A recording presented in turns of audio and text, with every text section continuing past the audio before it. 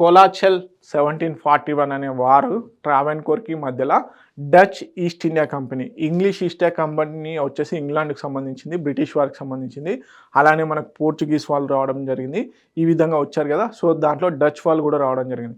So దాని పేరేంటి, Dutch East India company.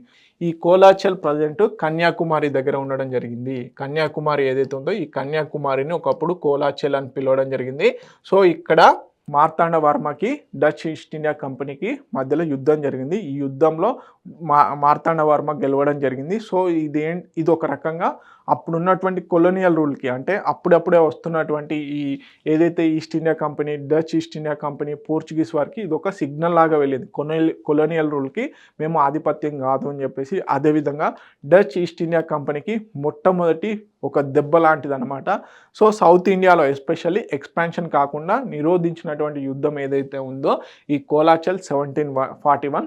So ప్రధానంగా ఈ యుద్ధం వచ్చేసి ట్రావెన్కోర్ కింగ్డమ్కి, అదేవిధంగా డచ్ ఈస్ట్ ఇండియా కంపెనీకి జరిగింది. ఓకే, దీనికి సంబంధించిన డీటెయిల్స్ చూద్దాము.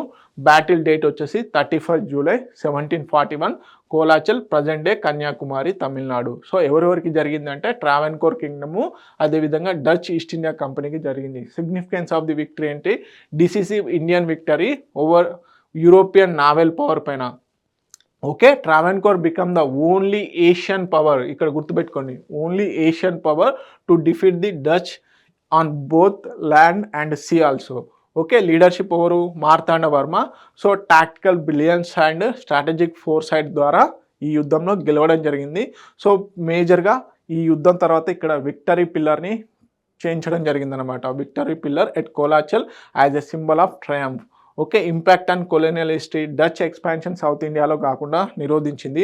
యాంటీ కొలోనియల్ రెసిస్టెంట్ మూవ్మెంట్స్కి ఇది ఒక రకంగా ఊతాన్ని ఇచ్చింది.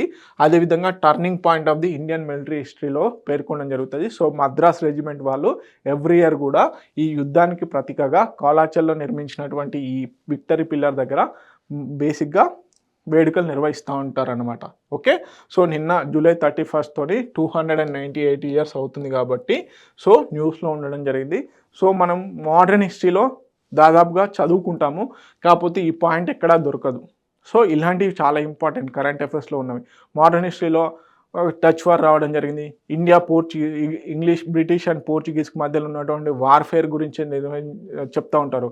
ఆంగ్లో మైసూర్ వార్సు ఈ విధంగానే చెప్తారు. కాకపోతే ఎప్పుడు కూడా మనకి దీనికి సంబంధించినటువంటి హిస్టరీ ఎక్కడా లేదు. సో ఇప్పుడు న్యూస్లో ఉంది కాబట్టి హిస్టరీ సబ్జెక్ట్ పాయింట్ ఆఫ్ వ్యూలో కూడా చాలా ఇంపార్టెంట్.